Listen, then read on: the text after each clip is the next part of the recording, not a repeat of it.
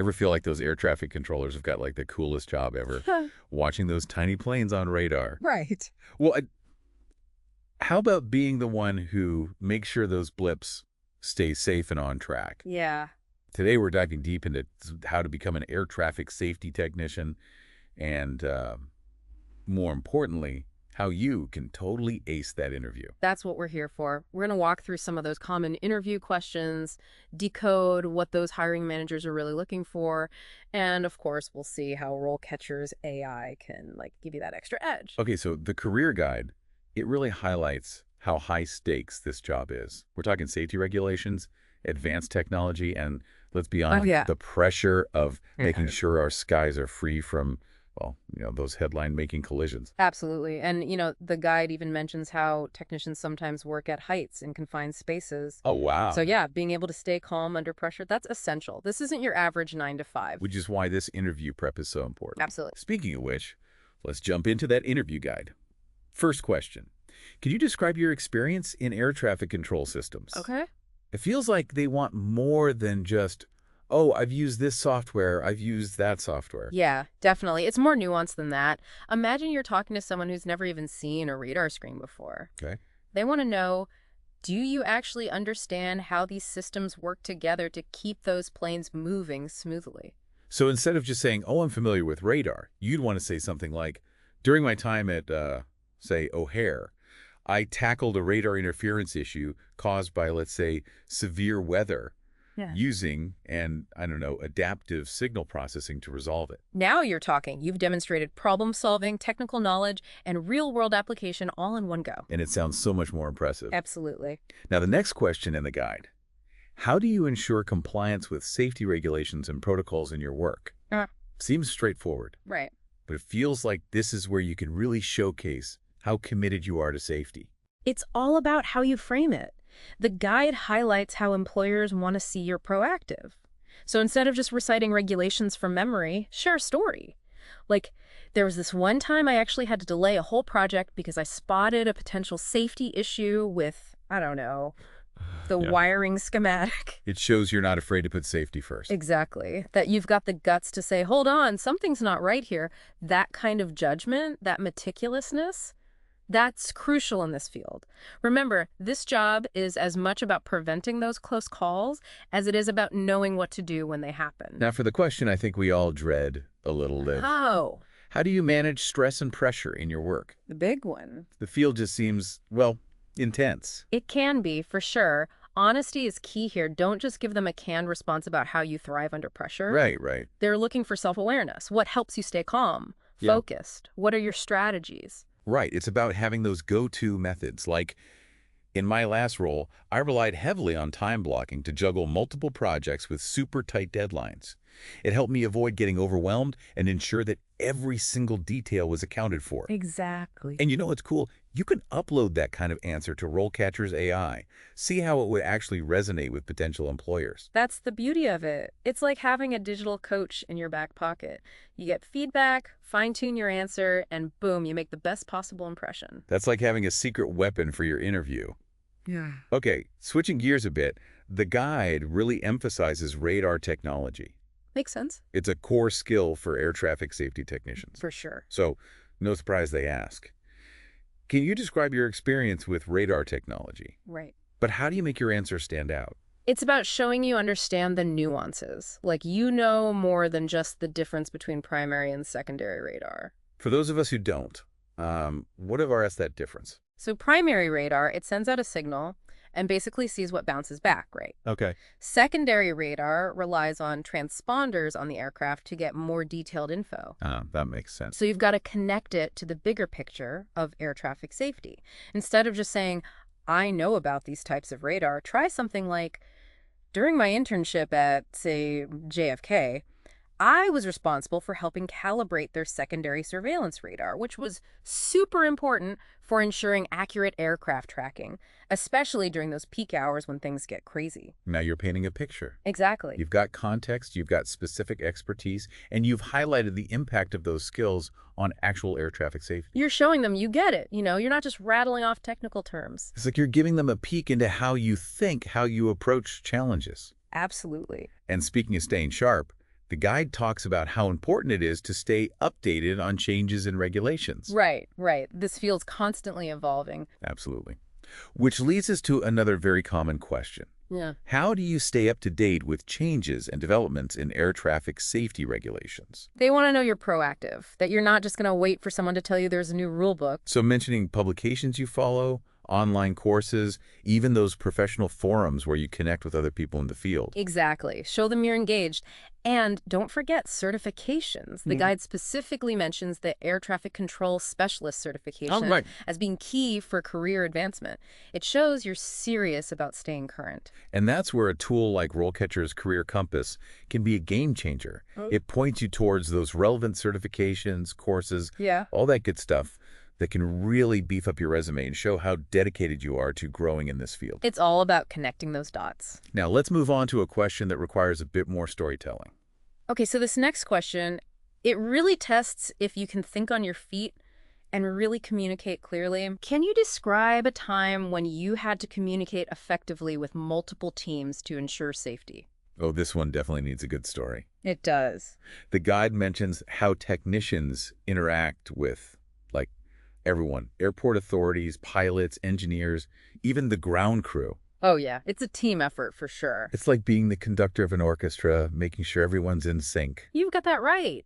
Think about a really high-pressure moment. Okay. The guide, it actually mentions potential runway incursions as, like, a major concern. Oh, yeah, those are scary. Right. So picture this. You've got the ground crew, they're prepping for departure, and suddenly, bam, last-minute maintenance issue. Oh, no. And you're the one who has to relay that critical information to everyone involved. So you got the control tower, pilots working on a tight schedule, maybe even other technicians trying to figure out what's going on with the system. Chaos, right? Total chaos. So in that moment, what would impress those interviewers? What kind of answer do they want to hear? You want to focus on the actions you took to make sure everyone was on the same page. Okay, got it. Did you ditch the technical jargon, use plain language so everyone understood? Did you make them repeat things back to you so you knew they really got it? Little things like that, they show you can stay cool and in control when things get hairy. And it sounds like it wouldn't hurt to mention if, your quick thinking actually prevented a potential disaster. Bingo. Connect your actions to a positive outcome. That's gold. Now, speaking of handling a lot at once. Uh-oh, here we go. How do you prioritize tasks when, 5 different things are blowing up at the same time? Multitasking. Yeah. Every job wants that. But in this field, it's not just about clearing your inbox. Not at all. The guide was very clear they need people who can think clearly and make quick decisions under pressure. That's the name of the game. Think back to a time when you had a million things on your plate. Maybe a system went down during the busiest travel day of the year. Oh, I can imagine. Or a crazy storm threw everything off schedule. They want to know you can handle the heat. So I make a list and work through it? Probably isn't going to cut it. Nope, definitely not. Showcase those skills. You need to show them you can figure out what needs to happen first, delegate effectively, maybe even think outside the box a little when things get wild. Show them you don't just panic. Exactly. And don't be shy about mentioning specific ways you stay organized. Okay. Maybe you swear by that Eisenhower matrix everyone's always talking about, or maybe you're a Kanban board fanatic. It just proves you have a system. Having a system is way better than panicking. Way better. Okay, now for a really technical one. Okay, bring it on. Can you describe your experience with air traffic simulation software? Okay, this feels like next level stuff. It can be. The guide actually talked about how simulation tech is crucial, not just for training new technicians, Oh, wow. but also for, developing new systems and procedures. It's like their high-tech sandbox for air traffic control. That's actually really cool. So they're looking for someone comfortable with technology, and someone who really gets how things work in the real world. Exactly. You've got to connect those dots for them. If you've used these systems before, talk about specific projects where those simulations actually led to, real improvements. So, for example, you could say, I used name of air traffic simulation software to model how new flight paths would impact traffic at LAX. And we actually found a potential bottleneck and then came up with a better route to improve the flow. There you go, see? Yeah. You've got the technical skills, A&D, the big picture thinking. So what if someone listening hasn't actually worked with the exact software they mentioned in the interview? Oh, that's super common. You can't be expected to have used every single program out there. Right. Honesty is key. Don't try to BS your way through it. Okay, good advice. Instead, talk about your experience with other similar programs. Highlight your ability to pick up new software quickly. Okay. Show them you're eager to dive in and learn their systems. Which brings us back to that continuous learning thing the guide mentioned. Absolutely. It's not just what you know right now. It's about showing them you're committed to growing and adapting as the field changes. Precisely. Demonstrating a genuine desire to learn and evolve is crucial in this field. And that brings us to a question that often trips up candidates who focus too much on the technical aspects. This next question, it might seem pretty simple on the surface, but it gets at something really important in this line of work. How do you ensure accuracy and attention to detail in your work? Yeah, the career guide makes it clear that even a tiny mistake in this field, well, it can have huge consequences. Exactly. And it's not about catching typos. It's about having that mindset, that dedication to getting it right every single time. Absolutely. So think back. Was there a time you went above and beyond to make sure something was 100% accurate? Yeah. Maybe you meticulously checked and double-checked those technical specs. Right. Yeah. Ran simulations until you were blue in the face to make sure that system change was good to go. Wow. Or even created checklists for routine maintenance just to make sure no one missed a step. Those little things can make all the difference. It's not just about being detail-oriented. It's about understanding why those details matter so much. Exactly. Now, let's shift gears a bit to a question that often trips people up. Okay, hit me. Can you describe your experience with air traffic flow management? This one's all about seeing the bigger picture.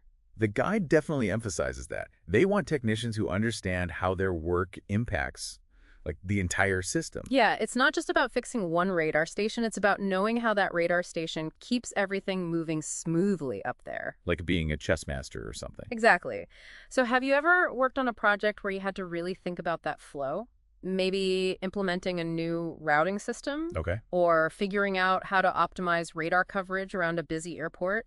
Maybe even helping to design a new runway to minimize delays. Those are some high-stakes projects. They are. And even if you were mostly focused on the technical side, if you can connect what you did to improving the flow of air traffic... You're gold. Exactly. It shows them you get it. You're not just focused on one little piece of the puzzle. It's about proving you can see those connections, the impact on those planes up in the air. Couldn't have said it better myself.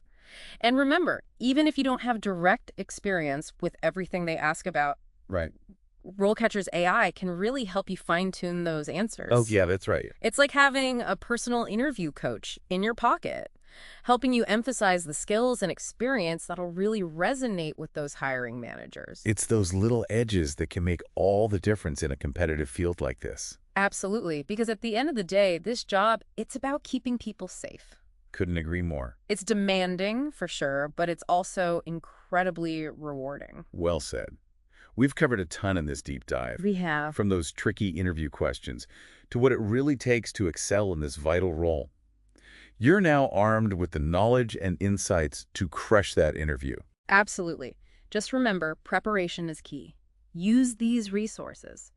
Tap into the power of tools like RoleCatcher, and you'll walk into that interview feeling confident and prepared. Because behind all those technical questions, what they're really looking for is someone passionate about aviation safety, who thrives under pressure, and who's committed to always learning and growing. You got this. Absolutely. Best of luck with your interview. We'll catch you in the next episode as we explore another fascinating career path.